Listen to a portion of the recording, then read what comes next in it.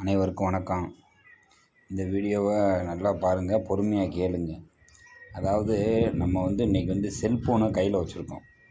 இதில் பார்த்திங்கன்னா வாட்ஸ்அப் இருக்குது, ஃபேஸ்புக் இருக்குது, யூடியூப் இருக்குது, இப்படி பல்வேறு சமூக வலைதளங்கள் இருக்குது, இன்ஸ்டாகிராம் இருக்குது.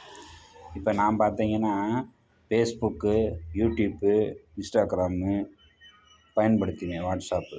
அப்போ நம்ம என்ன செய்வோம்னு கேட்டிங்கன்னா, நம்ம பகுதியில் வசிக்கக்கூடிய மக்களுடைய குறைகளை நம்ம நேரடி ஒளிபரப்பு முகநூல் வழியாகவும் யூடியூப் வழியாகவும் அதே நேரத்தில் வாட்ஸ்அப்பில் பல்வேறு குரூப்புகளுக்கு நம்ம எடுத்து அனுப்புவோம்.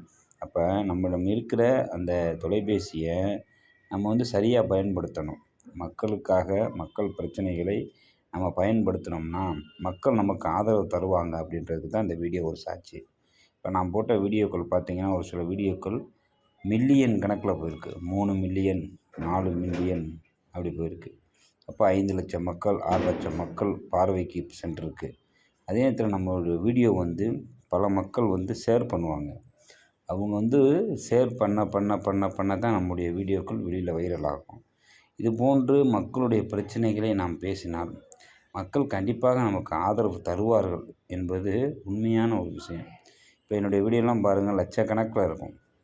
இதெல்லாம் என்ன கணக்குன்னு கேட்டிங்கன்னா, நம்ம நல்ல விஷயங்களை பேசணும்னா தொடர்ந்து மக்கள் ஆதரவு கொடுப்பாங்க. நிறையா வீடியோ மில்லியன் கணக்கில் போயிருக்கு.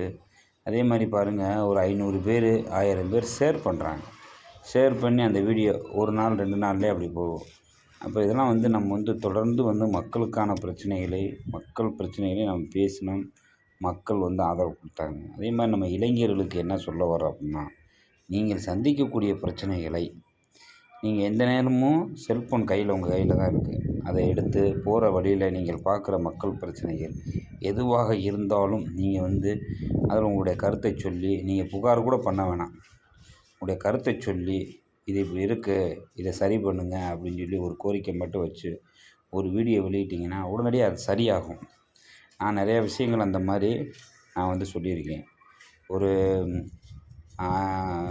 போய்கிட்டு இருக்கும்போது ஒருத்தர் சலவை தொழிலாளி, அவருடைய சலவை பெட்டியை ஒருத்தவங்க எடுத்துகிட்டு போயிட்டாங்கன்னு சொல்லி வருத்தப்பட்டார். உடனே நான் அந்த இடத்துல நின்று லைவ் போட்டு அதை பொதுமக்களுக்கு தெரியப்படுத்தினேன்.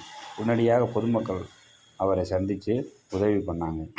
இது போன்று நிறைய உதவிகள், அதே நேரத்தில் நம்முடைய கருத்துக்கள், அதே நேரத்தில் மக்களுடைய குறைகள், எதுவாக இருந்தாலும் நம்ம நம்மகிட்ட இருக்கிற அந்த செல்ஃபோனை வைத்தே நம்ம ஒரு லைவு, ஒரு கருத்து இப்படி போட்டோம்னா இன்றைக்கி விரல் நுனியில் சமூக வலைதளம் நிறையா இருக்குது, வளர்ந்துருச்சு. மக்களும் ஆதரவு கொடுப்பாங்க.